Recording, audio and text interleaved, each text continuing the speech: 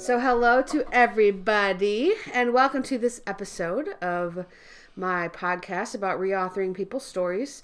Today I have a very special guest. My wife is joining me. Say hi, Liza. Well, hello, everybody. So this is Liza. She is the love of my life, and I'm so excited that she was kind of excited about doing this because it made it kind of fun. What is interesting about doing a podcast with your wife is that sometimes you do them after the most depressing episodes of Grey's Anatomy. So we were just having a good cry fest in the other room, but here we are. So Liza's going to talk about something today that I think is really interesting, and it's interesting to me because it's so different from my experience. So I grew up in the ELCA, and the whole message of faith that I got from day one was that God is love. God is not something to be afraid of. God is love. Go spread love. That was pretty much what I got. But that's not Liza's upbringing entirely. So I'm going to have you kind of start from the beginning, Liza. Tell them, well, first introduce yourself, besides being my lovely wife. Sure. My name is Liza. I am a business coach, strategist, and trainer. I live outside of Detroit with my fabulous wife, Sarah. I have a wonderful son who's 18. He's a student at Northern Michigan University. He happens to be home right now for the holidays, so he's just in the other room, probably watching TV and making a mess or doing whatever teenage boys do. I don't know. I don't know either. And so, yeah, that's sort of a little bit about me. I'm an only child. I've lived here outside of Metro Detroit my whole life. And so let's start your story at like the beginning. So talk a little bit about how you grew up in the church. Well, I grew up Catholic. My family was Catholic. My parents, my grandparents, my extended family, that's sort of where we all were in a religious place. And even beyond that, I attended private Catholic school for 12 years. Okay. Including an all-girl Catholic high school. So Catholicism was sort of at the core of everything that I did. But it just was. Like, it was just part of everyday life. I was Catholic because I was told to be Catholic, not because I was taught to develop my own sense of belief or my own faith. In fact, my faith was not part of being Catholic or my experience with religion as a child, as a student. We didn't have catechism, we didn't have Sunday school, but I had a religion class every single day in school. And, I went to Catholic school where we had mass in the gymnasium every Friday. Okay. And so it was just, I think having spoken with you and hearing sort of an entirely different religious experience that was actually faith-based rather than this is just what you do because we say to do it. It's been really interesting and eye-opening to see that can be an option, because I never knew that as an option. So can you talk a little bit, because some of the things that you've told me about when you say it wasn't based on faith, really. So talk about what it looked like, your first confession, because you've talked about that, or like the Bible concepts. Yeah. We had Bibles in the schools, obviously, but I cannot ever remember opening one at the instruction of a teacher or a faith leader. Okay. Ever. We didn't read the Bible. We read religion books that they gave us, and we listened. We would listen to the priest read out of the Bible for the gospel, or we would listen to the readings, but we were never encouraged to open the Bible and read it, and never encouraged to question anything. It was like almost disciplinary in the way that I was raised to understand religion. Like, you just believe it because we said so. And I guess I want to put out there as like a disclaimer, I understand that this is not every Catholic's upbringing and their experience, but it was definitely mine. I've talked to a friend of mine who still is incredibly devout in his Catholicism, and I've sort of compared and contrasted notes. And I think he gets a little bit offended when I talk about my experience. And while I wish he weren't, I'm not going to apologize. I mean, this was my experience. Sure. This was how I was raised. This was what I was raised in. So I'm sure that the Catholic Church would cringe if they heard that this is, the way that it was, but that doesn't make it not so. Sure. And I always thought that was interesting when we would compare, like, church stories of upbringing, because we would get, like, praised for asking questions that stumped the pastors. Like, why? And then they would, like, walk through finding the answers with us. And so it's just strange how different. But like you said, it might not be all Catholic churches that are like that. Sure. And there might be people who were in the same classes as I was that don't feel like that's the way it was. Sure. That was the way that, I saw things and read things and understood things to be. So can you talk a little bit, obviously you don't remember your baptism. I believe you were baptized as a baby, right? Yes, Okay. But can you talk about big things in the Catholic Church, like monumental things, communion, confession, is that what it's called? Reconciliation, or confession, yeah. And then maybe confirmation. So now now that I'm, more a part of the Lutheran faith, where I understand there to be two sacraments. Sacrament meaning a miracle happens during this, sure. Right? The Catholic faith believes in 7 sacraments. Okay. Whereas Lutherans believe in 2. So the 2 that they have in common are, is it baptism? Yeah. Okay, baptism and communion or Eucharist. Sure. So I was baptized. In the Catholic religion, there's a step between baptism and your first communion, your first Eucharist. Okay. And that's reconciliation. Okay. That's where you go into... if you've probably seen it in movies, you go into like this dark little cubicle in a church and there's like a wall with a separator and then a priest on the other side. Yeah. And you do the sign of the cross and you say, "Bless me, Father, for I have sinned. It has been X amount of days, weeks, months, years since my last confession." And then you just sort of diarrhea of the mouth all of the things that you've done wrong since your last confession. And this is in the Catholic Church, again, seen as a miracle where your sins are being forgiven. Okay. So I made my first communion in 2nd grade, so I believe reconciliation was probably 1st grade. I mean, I don't remember I don't remember my first reconciliation. Okay. I remember going into confession because, again, in the Catholic schools, it was like, oh, it's the 2nd Thursday of the month. It's Reconciliation Day. I mean, it was just this thing that we did. And I think when we were initially talking about this, I was sort of reminiscing in the fact that I lied to the priest every time because it just didn't feel right to me. For one, the priest was somebody that I saw in the hallway every day. Okay. Like it was like my teacher.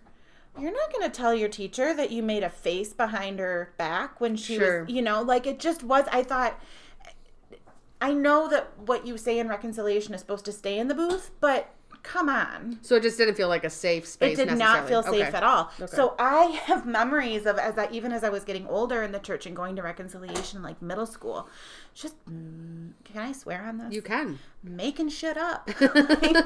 I remember because we would walk in our lines from the classroom down to the church, which was like attached. And, we walking down the hall going, what am I gonna tell him today? Like, so I have 2 stories to tell. The first one is when I was little, like probably 1st or 2nd grade, I had written down, and I wasn't lying at that point, like what I really believed to be what I had to tell the priest. Okay. Like I lied to my mom 3 times and I don't know what, whatever in my 1st grader brain. I was really like, I've got to tell the priest these things. And we were in the hallway and I had this piece of paper. We weren't supposed to have anything with us because you don't take anything into church. And my teacher took it and read it. And I was horrified. I mean, I just remember because it was supposed to be between me and Jesus, right, through the priest. So I was so upset by that. But I remember as a middle schooler, and I think that probably had a big impact on me just making crap up as I went on. Right. But as a middle schooler, walking down the hallway and thinking, what am I going to tell him? And I specifically remember just making up this crazy thing. I got in and bless me, Father, for I have sinned. And he said, what are your sins? And I said, oh, Father, I think I've gotten in with the wrong group of people. And this was it was bullshit. Like, there was nothing true about it. Well, what do you mean? Oh, they smoke and they do drugs and they have sex. At that point, I don't even know that I knew what sex was. Like, I just knew that these were, like, bad things. Right, bad words. Yeah. And so he gave me advice on making good decisions and trusting my parents. And I, thank you, Father. That's so helpful. And he gave me my penance, and I went out and I said my Our Fathers and my Hail Marys. And he accepted that, like, there was nothing else to say. He didn't say, what else? Okay. Like, we just had this conversation. He accepted that was it. And I left, and that sort of made an impact on me, because I thought, does he really think that just because I'm hanging out with a bunch of, like, delinquents that don't really exist, that I'm not lying to my mom, that I'm not cheating at school, that I'm not having impure thoughts? Like, there was... Right. And so, I don't know. I guess at that point, I think I started to see reconciliation as a little bit more of... I don't want to say a joke, because I don't want to poke fun at anybody's faith and thinking that's, but I just never took it seriously, I think, after that. So one thing that I have always felt is there's a few big differences that we've talked about between the Catholic Church and, like, Protestant, but especially Lutherans, ELCA. In the ELCA, there's never a middleman between us and Jesus or us and God. So, like, I could go and ask a pastor to pray with me because I wanted support while I was talking, but it would never be because I couldn't just say the words myself. And I know that there's so much more to it than that in the Catholic Church. Like, obviously it's not just the priest being, like, I understand that, but you eventually found the Lutheran Church, which was probably a pretty big shift for you, especially in things like that and conversations with God and opening the Bible. How about you talk a little bit about when did you didn't even discover the ELCA first. So what was your first Lutheran experience? Well, so I had my son and raised him in the Catholic Church. He went through we didn't put him in Catholic school, but he went through catechism. Sure. He made his first reconciliation, and he went through his first communion, and I taught catechism at the church, and so we were, somewhat involved. But I guess what I'll say about, my feelings on church were I went because, like, when Ryan had to be there, I was there. Okay.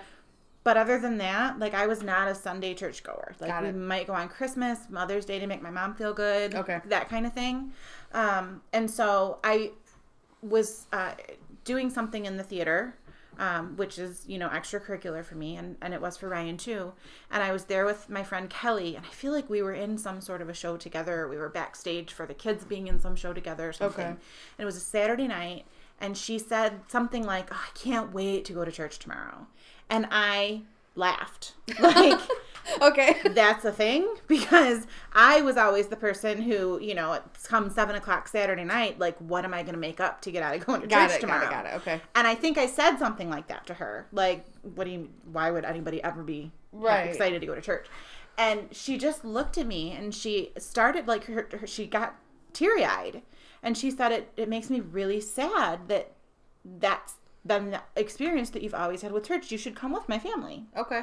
And so I was like, yeah, okay, maybe one day. And so I don't think it was many weeks later, but I thought, okay, I'm going to go. I think I took Ryan the first time, but I might not. I'm pretty sure I did. Okay. And I went to a Missouri Synod Lutheran church with my friend and her family of, 7 people. Yeah, they're a big family. Yeah.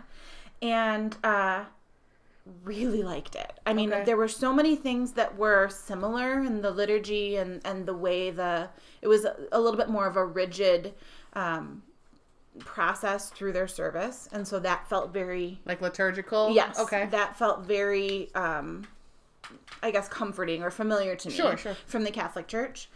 But what really, really struck me was the church that I went to had, I think it was like a 9:00 and then an 11:00 service. And between 10 and 11, they offered a Bible study. Okay. well, Bible study is never anything that I had done before because, again, as a Catholic, I was never encouraged to read the Bible, much less question it or study it. So I went with them to Bible study, and the pastor of the church came into the gymnasium, and they had, must have been a bazillion donuts. Okay. Sitting on the tables and coffee. Sounds like a good day to me. And so people would come in and grab a donut and a cup of coffee, and they would sit down, and there were Bibles everywhere on all the tables. Okay. And when my very first one, they were reading through the book of Job. Okay. And they were sort of getting towards the end. And we started by, the pastor reading just this excerpt of Job and then saying, okay.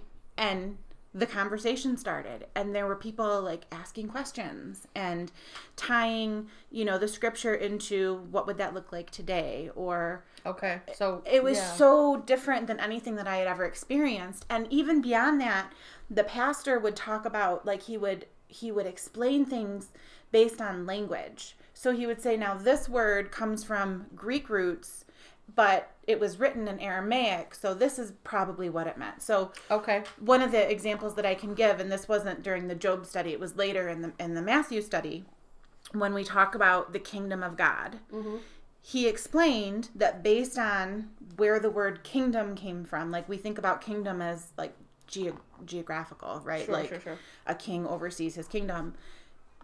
The way that he took it back and said, anytime you see the word kingdom, because of what it was based on, and he went into the whole, word origin. Right. He said you can replace the word kingdom with the word reign, REIGN, okay. the reign of God. So it's not so much like a geographical. It's not geographical. It's the reign of God. It's more about, and just that tiny little thing changed everything for me, and it made more sense to me, and it felt less, preachy, King James, very confusing. You don't really understand the terminology. Yeah. And it made it just oh, I get it. And so I became fascinated. Okay. And yes, I really did like going to church, and I was always there with my friends, and it was just a much more relaxed atmosphere, even though it was liturgical. There were kids eating donuts in the pews. Yeah. Which, oh my God, I would have gotten my butt kicked if I were eating a donut in the Catholic Church. So that was neat. But what really, really got me was the Bible study. I became addicted to it. I loved going. So talk to me, because we're going to move into the next phase. But before we do that, I want you to talk to me about the emotions you felt when that shift happened. When you felt like you could read the Bible, when you felt like you could talk to God. What did that feel like? It was very refreshing. It was very different. It was like there was this whole world that I didn't even know existed before. Okay. And I didn't feel like I had been sheltered from it per se.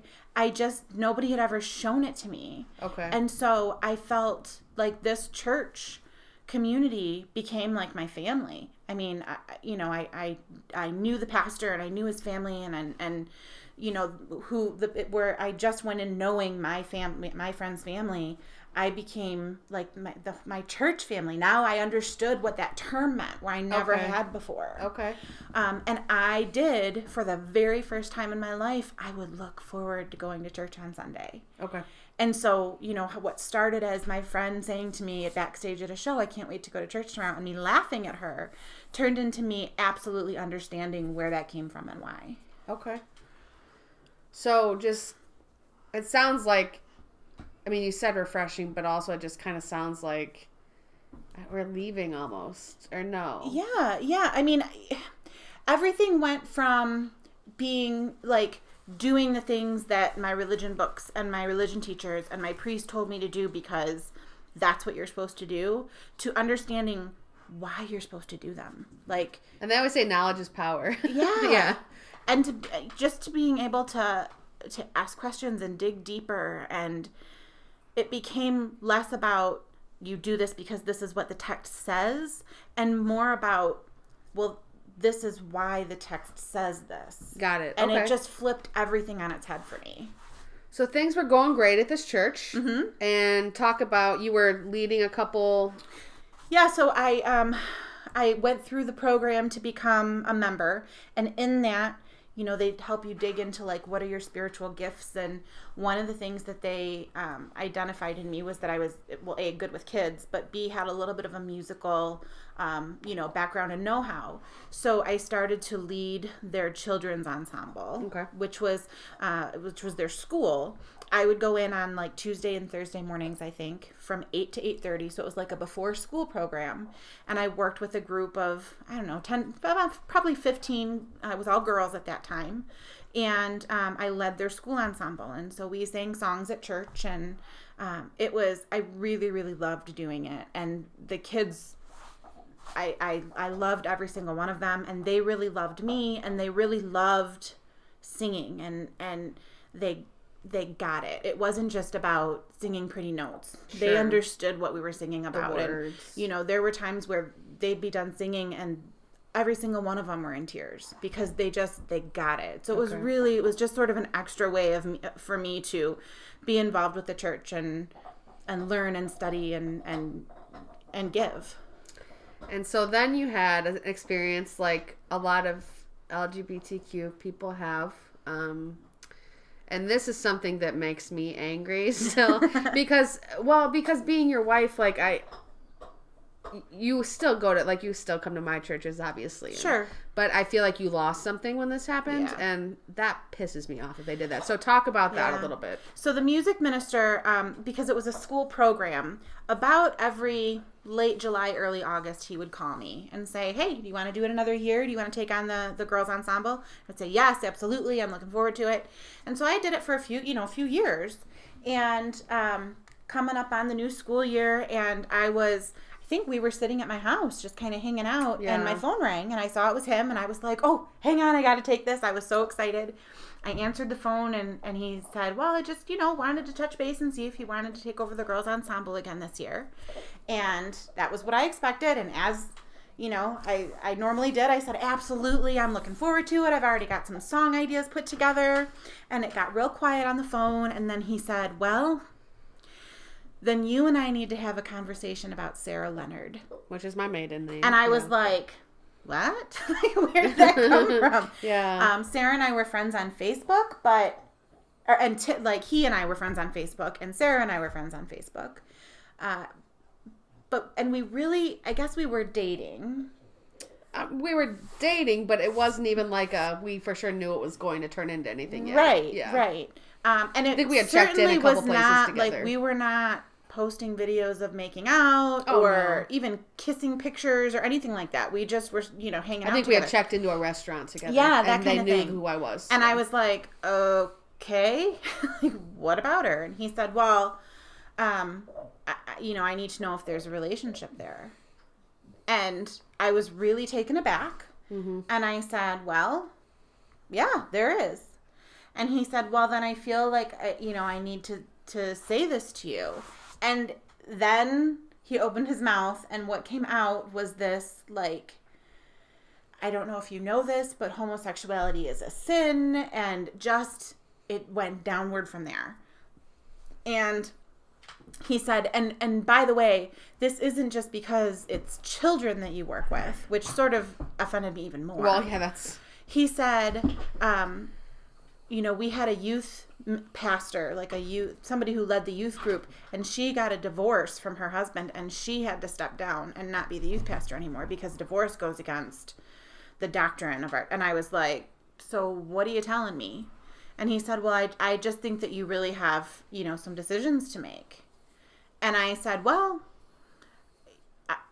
I don't want to make anybody at the church uncomfortable. I certainly don't want to make those girls uncomfortable. I love them. And so if you think that their parents are going to be uncomfortable, then I guess, I'll step down and you can find somebody else to lead the choir. He was like, okay, thanks. Have a great day. And I just was like, what just happened? Right. So I was really confused. I was really, really confused. Now, at that point, I had a really good job, very comfortable, where I was financially. And I was tithing. Right. Like, I was a 10%er to the church. If I made a bonus, they got 10%. So I was so confused. So I reached out to the pastor. I sent him an email. And I was like, so this just happened. And I don't know what this means. Like, so I'm not allowed to use my spiritual gifts at the church anymore. Do you still want me to tithe? Like, do you still want me to come to church on Sunday? What does this mean? And he never responded to me. And that made me mad. Made me really mad. I remember, yeah. And I emailed him again. Of course, I just wasn't going because I did not feel welcome. And so I emailed him again. That was August. I emailed him again probably like October. No response. Mm-hmm.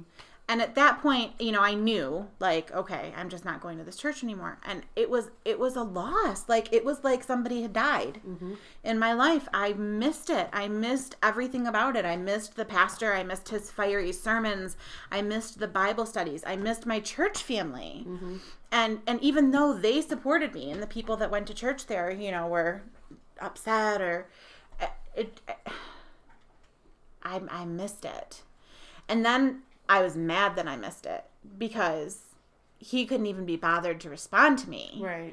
And after you were leading a group at the church. Right, and not only leading it, but it was thriving. Yeah. Like, all of those girls would have raved about, not me per se, but about that program and what we did and the work we did together. Right. And it was so sad. So I was pissed. And so, Christmas time came, and I think at that point I was starting to go to your church every now and then. Yeah, occasionally. But still just feeling really jaded from church in general. And the following spring during Holy Week, I just sort of hit this low because that was the week at the church that I had been going to where, I did everything. Mm-hmm. There was like a 24-hour prayer vigil, and there was the ensemble sang at a few different things, and every single night of Holy Week, I would be there doing something. Right. And I felt that loss really, really hard. And so I sent him another email, and pretty much saying exactly that. Like, and I was pretty pissed off at that point. I was like, I just want you to know that even though, I clearly haven't left an imprint on you because you can't even be bothered to respond to me. I just want you to know that your church has left an imprint on me, and I feel really empty and hollow, and, sort of pretty much screw you for that. Right. A little more professional, but all of a sudden I get a response from him. Oh my gosh, I haven't gotten any emails from you. How weird. Why don't you come in? So I went in and talked to him, and honestly, that meeting was not very memorable. I can't even tell you much about it. Okay. I know that I did not go in intending to change doctrine at their church. I just wanted to have a conversation with him, and I sort of wanted him, I don't know what I wanted, something, to him to affirm my value, and that I had done good things there, and that had nothing to do with who I was dating. Right. He did not do that. I don't know. I think I said something like, Leviticus, blah, blah, blah, blah, blah, and he was like, he rolled his eyes, and he said, that's not what he said, no, not Leviticus, Genesis. And he went on a rant about Adam and Eve, and, it was going to go nowhere. And I knew that. And I left, shook his hand, and we parted. And I think that probably gave me a little bit of closure, but, I still miss that. I miss, I don't love their teachings, and I don't love their closed-mindedness on a lot of things, but they did a lot of things right, and I definitely still feel that loss. And I can see that. Like, it's obvious to me that you feel that loss, and again, it pisses me off. Yeah. Which is why I'm getting the degree I'm getting right now, because I don't want people to ever feel like that. But talk a little bit briefly, and then we'll get to the next part of the podcast, but I just want you to quickly touch on, so where are you at now with faith? So I have, where you are now, the church that you work in now, I really love. And I have, since I left that church that shall not be named, and I've been going to more ELCA churches, and I've been to several. I really love the messaging, and I really love the openness of the churches that we've attended together and that you've worked in. And I think that there's been this message inside of me that I didn't know was there. It was like it's always been written there, but it's like I didn't see it.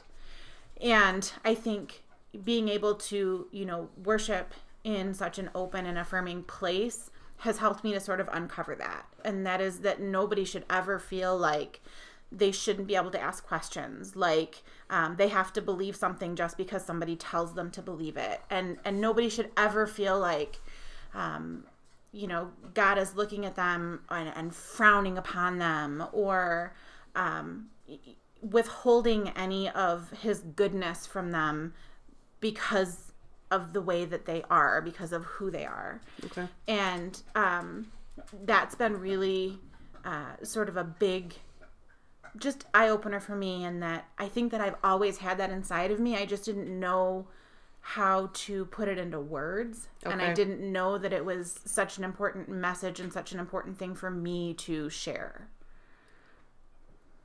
You've never told me that. That's really interesting. I'm going to think about that for quite a while after this podcast. But, wow. Yeah. That caught me off guard. Talk to me about, I'm trying to think of how to say this. So there were things that were put in your mind from your childhood faith. Talk to me about some of those things and how they still present themselves today. Does that make sense, kind of what I'm asking you? Yeah, one of the terms that I grew up with, my dad used it a lot, and I heard it a lot at school, was the fear of God. So I was, sort of raised with the fear of God inside of me. And I very clearly remember a religion book, because again, I had a religion class every single day, like math, social studies, religion. And in my religion book, I remember there being like a chapter. It was like a chapter on the fear of God is what it was called. And it talked about it being good. Like water is a really important thing. But in the ocean, you should be afraid of it because it can hurt you, because it's same thing with fire. Fire is so important and we need it to stay warm, but at the same time you should be afraid of it because it can destruct. Right. Yeah. And it was the same, like it was along those same teachings that they encouraged you to fear God. I don't fear God as an adult. I just don't. The God that I know and the God that I pray to and the God that I talk to is a God of love and acceptance and affirmation, and God is love is what pops into my head, and I just say that, period. God is love, period. Okay. End of story. There's nothing but. There's no, and I know that there are stories in the Bible, and I know, and I'm not saying I don't believe them, but what I'm saying is the bottom line and what I pull out of the Bible is that God is love, and I don't think there's an asterisk after that. And it took me a long time to get here and to know that. And I still have those moments because it's Catholic guilt. Like, I don't know what else to call it. You always say that. I'm like, it's a real thing. It is a real thing. And I still have those moments, and I have to, it's like that thought that pops up in my head, and then I have to go, no, Liza, that you unlearned that a long time ago. Let that go. It's just this like inner dialogue that I go through. Are there any parts of your Catholic upbringing that you do keep with you? That's a good question. I don't think I prepped you with that one, but I just got intrigued as you were talking. I think keeping God at the center of the big moments is always with me, right? So sitting around the dinner table, like we're sitting right now in the dining room that I had every Christmas dinner at, and keeping God at the center of that is still with me. Okay. So like in the house and just in the big moments, right? Okay. So Christmas dinner or sitting around opening Christmas presents with the family. Everything is, God's there. God's at the center of all of that. Sure. I think as an adult now, I understand that God is in all the little things too. Okay. So yes, there are pieces of, my Catholic upbringing that stay with me, and I'm glad. But I think I have not thrown away all that I've learned as a Catholic. Sure. I feel like as an adult, I've been able to build upon it and sort of see where there were gaps in what I learned as a Catholic. Like it's just tiny little pieces of, my faith and my Christianity filling in all those gaps now. Well, and I think as anybody gets older, Catholic, Protestant, something completely different. I think you do realize that there are things that don't make sense to you about whatever faith. I mean, I'm really behind the ELCA, but of course there's a couple things here and there that I'm like, doesn't really make sense to me. So I think that's a normal thing for adults to kind of go through that process and just kind of discover what they believe and why. Right. I would think. You have 3 more questions, and then you're off the hook. The first one is kind of a fun one. Well, not fun. It's actually a really weird question. But the first question is, so I want you to look at 2 periods in your life. So your childhood and your Liza today. And I want you to tell me 3 characteristics about both of those Lizas, as if you were telling me about you from the third person. So the childhood Liza was very, very concerned with what her respected elders, so parents, teachers, priests, thought. Okay. And really felt like she didn't feel worthy as herself. So Okay. she felt like she needed to put on some sort of a show and pretend to be someone that everybody else approved of. Okay. I don't know how you'd boil that down into one adjective. You know, that's perfect. You're not always a one-word kind of person, so I wouldn't expect less. She was, I guess, in that vein, she was dishonest. Okay. Not only with other people, with her parents, certainly, making up stories to impress the other kids, but also with herself. Okay. And I think, again, that was to sort of overcompensate for just this feeling of not being worthy. Sure. And she was shy. But again, I think that sort of fits into the same theme, that she did not believe that there was enough truly within her to be worthy of being extroverted or being outgoing. Okay. So talk to me about Liza today. Okay, well, I'm fabulous. Well, I know that. Quite fabulous. It's been a long road of figuring out who I am and that I am worthy and that there is a lot of wonderful things inside of me. I'm empathetic. When somebody else is hurting, I feel it. I am very concerned with people, children particularly, growing up feeling the way that I did as a child. Okay. That I just couldn't, that I wasn't enough. And that I'll start crying if I think too much about it, because that breaks my heart to think that any kid Sure. would ever grow up feeling like God wouldn't love them if they let God see who they were. Sure. I hear that. Yeah. Yeah. You're crying too. Well, because you're about to cry. It's like, this is the bad part of doing it with your wife. Other people cry on here, and I'm like, oh, that's interesting. And you cry, and I'm like, oh my God, you ripped my heart open. And I guess the third piece of me, I live with humor and just appreciation for everything and everyone that I have. I just appreciate with wild abandon. Okay. As an adult.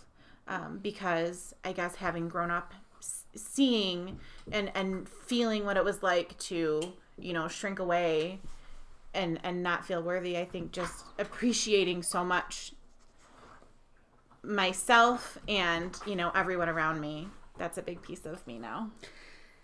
I'm just going to tell everybody on the podcast what just happened, because our biggest dog, I'm listening to you and I appreciate all your words, but our biggest dog, Martin Luther, just ate the middle-sized dog's harness, literally off of her body. So that's going to be fun to fix tomorrow.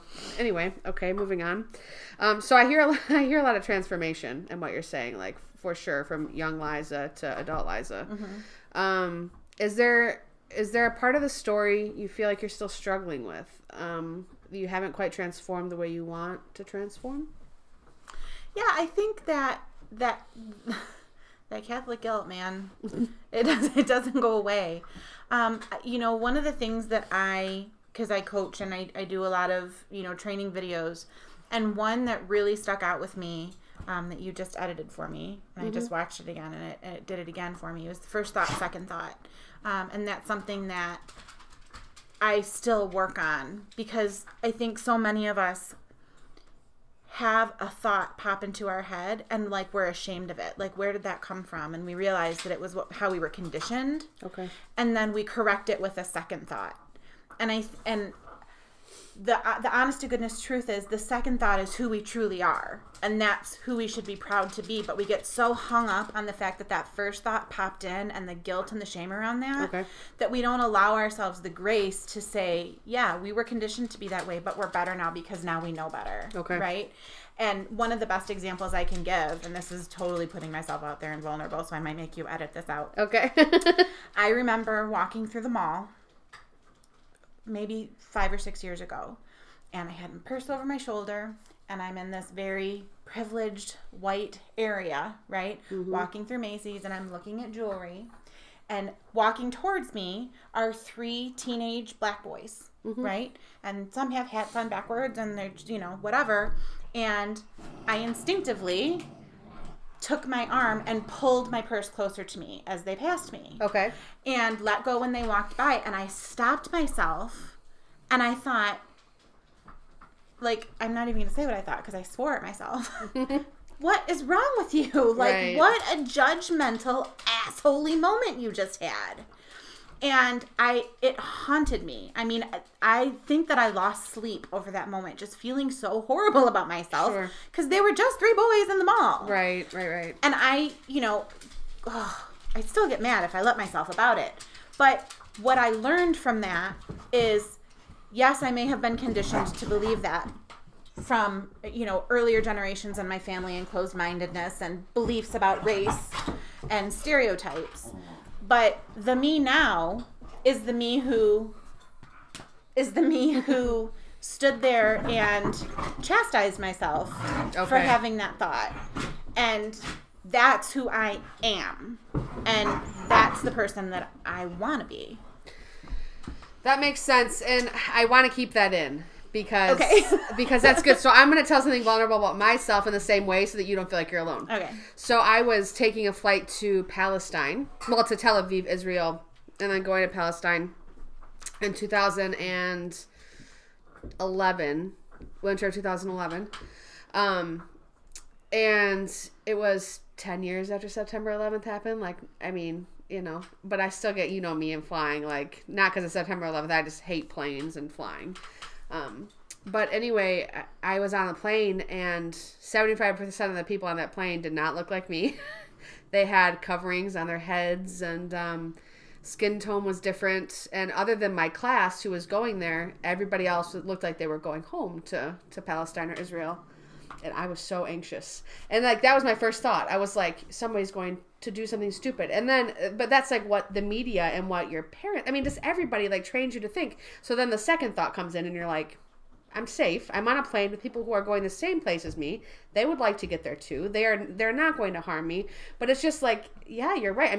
The people, we have so many influences on our thoughts. Yeah, and I think it's really easy to fall into that self-loathing, so ashamed of yourself that you had that first thought in the first place. But we can't help how we were conditioned. We were conditioned by our parents and by our teachers and our faith leaders, and so much more than that, by the media and by society. Sure. And by the story that, we grow up believing because it's what we see on TV and now what we see on social media. Right. So we have to allow ourselves grace that and to just accept that's who I was before, and look where I am now. And I'm so grateful that Maya Angelou said, when you know better, you do better. I know better now, and I do better, and thank God for that. So this might actually be leading into the last question, or maybe it's something entirely different. But where do you find redemption in this story? Or do you need me to give an example, or do you know what I mean? No, I know what you mean. I find redemption here in knowing that I'm a safe place for someone who needs that. For a middle schooler who feels like they're different, who feels like, maybe their teachers, their faith leaders, or God would look at them with the frown that I always felt as a little kid, if they knew. Okay. And, being able to be that safe place and that reassuring voice, reminding them that, no, nobody's looking at you with a frown. You are exactly who God made you to be. I think that's where the redemption comes in for me, and being able to be involved in communities where those kids are, like community theater, like in churches, sure. Like that's where I find my redemption. So part of this podcast is that within the next week or so, you'll be getting like a packet from me, and I've been telling everybody you can burn it or look at it, but I'm giving it to you. And it's just going to kind of tell you what I heard in your story and where I've heard struggle that maybe you didn't realize.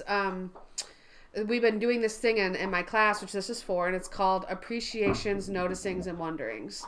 So with your story, I'll tell you what I appreciated, what I noticed, and what I'm still wondering, and do with that what you will. I'm sure we'll probably talk about it because we're married and live in the same house. Right. So it's been really awesome having you on because, well, a few reasons, but you have a unique story, I think, because the time that you felt pushed away by the church, the timeline is very different from a lot of people, because a lot of people feel it like, they are in same-sex relationships earlier in life, and so it happens a little earlier. So you had church trauma, and then you found, and then you had church trauma, and I feel like you're still in this position of finding, but thanks for telling everybody your story, because I feel like people need to know that this kind of stuff is still happening, and we need to work harder to fix it.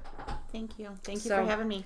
All right, and I will see you guys on the next episode. Take care.